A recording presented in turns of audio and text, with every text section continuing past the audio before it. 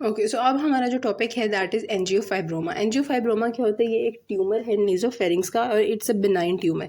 नेजोफेरिंक्स का आपको सबको पता है कि ये क्या है। ये फेरिंक्स का सबसे अपर वाला पार्ट एपिफेरिंक्स भी से कहते हैं। यहाँ का एक यहाँ पे अगर एक बिनाइन ट्यूमर बन जाए तो उसे हम एंजियोफाइब्रोमा कहते हैं।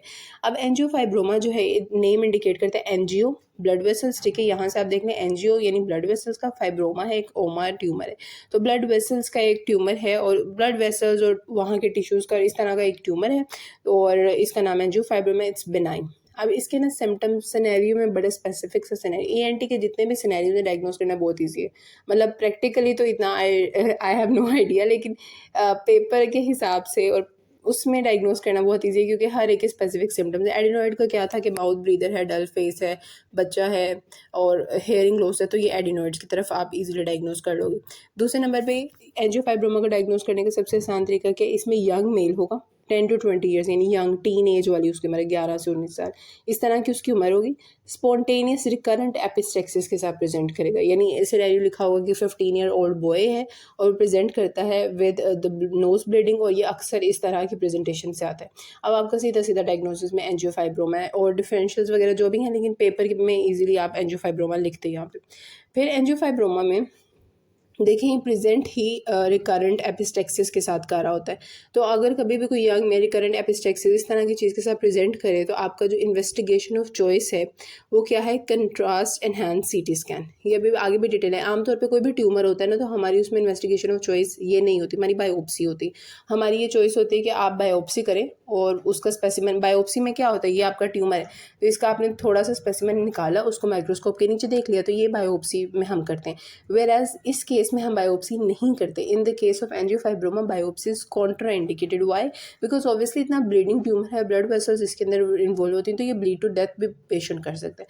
तो आपने उसको बहुत ज़्यादा पेल्पेट नहीं करना, उसकी बायोप्सी नहीं करनी। तो ये इसीलिए यहाँ बात लिखी है मैंने कि investigation of choice for angiofibroma is CT with contrast. Biopsy is contraindicated and it is not examined through palpation. Patient can bleed to death. आपने बहुत ज़्यादा palpate नहीं करना, ये वो बस देख के सिम्टम से आपने इसको डायग्नोस करना है कि ये क्या है, और उसके अलावा इन्वेस्टिगेशंस में आप कराएंगे ये सारी चीज़ें।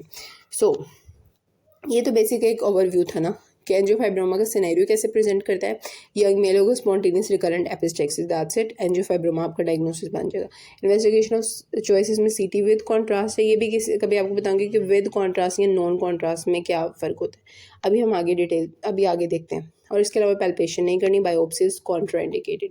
अगली बात यह है कि इसकी एटियोलॉजी क्या है। एटियोलॉजी आपके लिए इतनी इंपॉर्टेंट नहीं है, बस एक दो वर्ड्स इसमें मैं आपको बता देती हूँ। वो अगर आपने करनी हो तो आप ये रीड कर लीजिएगा। बस इसमें वर्ड सबसे इंपॉर्टेंट बात ये है कि ये देखिए आप सेकेंड डेकेड ऑफ लाइफ में हो रहे हैं ना, 10 से 20 साल की उम्र में, तो ये टेस्टोस्टेरोन डिपेंडेंट हमें लगता है कि ये ट्यूमर है। बिकॉज जितना टेस्टोस्टेरोन का लेवल बढ़ता है, जैसे एकदम से 10-12 साल उम्र है और एकदम से टेस्टोस्टेरोन का लेवल इंक्रीज़ करेगा, तो जो पेशेंट है उसके अंदर ये ट्यूमर डेवलप होने के चांसेस है। So we think that this tumour is testosterone dependent.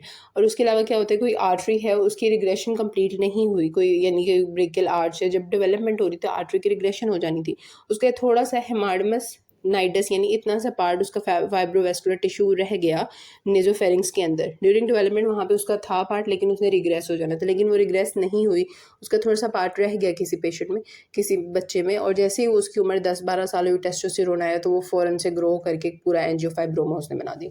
तो इस तरह की जो चीज़ है ये इसकी पैथोलॉजी या एटियोलॉजी में बताई जाती है। और जेनेटिक फैक्टर्स भी हैं और इस तरह के सब फैक्टर्स इसमें इन्वॉल्व हैं। साइट ऑफ ऑरिजिन क्या होता है? नेज़ल कैविटी बेसिकली जहाँ पे होता है ना हमारा, ये नेज़ल कैविटी है और इसके पीछे नेज़ोफेरिंक्स होता है। Wait a minute. ओके, तो नेज़ल कैविटी के पीछे हमारा यहाँ नेज़ोफेरिंक्स होता है, तो ये बिल्कुल पोस्टीरियर टू नेज़ोफेरिंक्स, ऑलमोस्ट इस रीजन में। यहाँ से फिनोपैलेटाइन फोरामेन भी होता है, तो ऑलमोस्ट इस रीजन में ये इसका ओरिजिन हो सकता है, ठीक है। तो एंजियोफाइब्रोमा का ओरिजिन कहाँ से होता है? Posterior part of nasal cavity close to superior margin of sphenopalatine foramen. Sphenoid bone और पैलेटाइन बोन जो होती हैं उनके दरमियान एक फोरामेन होता है, तो स्फीनोपैलेटाइन फोरामेन के पास उसका होता है। बेसिक आपने बस इसमें यही बात याद रखनी है कि posterior part of nasal cavity में, यानी नेजोफेरिंक्स के आगे आगे ऑलमोस्ट शुरू हो रहा होता है। अभी तक हमने क्या बात की एंजियोफाइब्रोमा के अंदर, अभी तक हमने देखा कि ये एक ऐसा ट्यूमर है जो कि बिनाइन है, it presents as recurrent spontaneous epistaxis in young boys, और इसके अंदर बायोप्सी आपने कॉन्ट्रा इंडिकेट करा देनी और सीटी contrast is the investigation of choice, palpation भी नहीं करनी। एटियोलॉजी के अंदर ये है कि कोई हेमाडमस नाइडस रह गया था किसी आर्टरी का जो कि रिग्रेस होना चाहिए था लेकिन नहीं हुआ, और वहीं जब टेस्टोस्टेरोन आया तो वो डेवलप करके एंजियोफाइब्रोमा बना दिया। फिर उसके बाद इसका साइट ऑफ ऑरिजिन ये किधर होता है, स्फीनोपैलेटाइन फोरामेन के पास नेजल कैविटी के पोस्टीरियरली इसका साइट ऑफ ऑरिजिन होता है। अब आगे आप देखें स्प्रेड ऑफ ट्यूमर क्या है। स्प्रेड ऑफ ट्यूमर ये आप क्लिनिकली सिम्टम्स वगैरह समझने के लिए इंपॉर्टेंट है। पेपर में आज सच ये नहीं आता। पेपर में जो सवाल आते हैं वो ये होता है कि ये आपने डायग्नोस किया, अब इसकी आप इन्वेस्टिगेशन क्या कराएंगे, इसका डायग्नोसिस कंफर्म क्या करेंगे और इसके ट्रीटमेंट में क्या करेंगे। तो वो अभी हम आते हैं, अभी आपको कॉन्सेप्ट के लिए एंजियोफाइब्रोमा का जो स्प्रेड है वो भी समझना है। ये बेसिकली एक बिनाइन ट्यूमर है, ठीक है। तो इसकी इन्वेजन एज सच तो वो नहीं होती जिस तरह मेलिग्नेंट हम कहते हैं ना कि इन्वेड कर जाता है टिश्यूज़ में, बट स्टिल इसका स्प्रेड बहुत ज़्यादा ये स्प्रेड करता है। तो इसीलिए हमारे लिए मसले वाली चीज़ हो सकता है ये ट्यूमर। बेसिकली 3 इसके मोड्स ऑफ स्प्रेड है। सबसे पहले क्या है कि ये आगे की तरफ आ सकता है, नोज़, पीछे नेजोफेरिंक्स पूरा फैल सकता है, ऊपर ये देखिए बिल्कुल ही नाक के नीचे ना इंफीरियर ऑर्बिटल फिशर होता है, वहाँ पे जा सकता है। फिर उसके अलावा फोरामेन रोटेंडम होता है, उसके थ्रू ये ब्रेन में जा सकता है। तो ये इधर उधर जितने फोरामेन्स हैं ना नेजोफेरिंक्स के आसपास, उन सब से स्प्रेड कर सकता है। सबसे पहले कहाँ कहाँ स्प्रेड कर रहा है कि नोज़, नेजोफेरिंक्स, फिर उसके नोज़ और नेजोफेरिंक्स, ये देखें ये नोज़ है, ठीक है, यहाँ ये ट्यूमर पड़ा हुआ है। सबसे पहले नोज़ में आ गया, नेजोफेरिंक्स में पूरा स्प्रेड कर गया, फिर नोज़ के पास यहाँ इंफीरियर ऑर्बिटल फिशर होगा, इसे स्प्रेड करके अपवर्ड जा सकता है। फोरामेन, वहाँ से फिर फोरामेन रोटेंडम ऊपर ब्रेन में मिडल क्रेनियम फोसा में जा सकता है। फोरामेन रोटेंडम मिडल क्रेनियम फोसा में ओपन होता है, ठीक है। फिर आगे विडियल केनाल और ये सारी चीज़ें लैटरली पड़ी होती है, इन सब की तरफ भी आ सकता है। तो ये सारा इसका एक स्प्रेड है। फिर उसके अलावा क्या कर सकता है कि लोकली भी ये स्प्रेड करता है, लैटरली वहाँ पे ना स्ट्रक्चर्स होते हैं। अब ये इंपॉर्टेंट बात है, ये आपने गौर से देखनी है। ये लेट्स से नोज़ है, ठीक है, मैंने इसका एंटीरियर व्यू बनाया नोज़ का, और यहाँ पे लैटरल व्यू।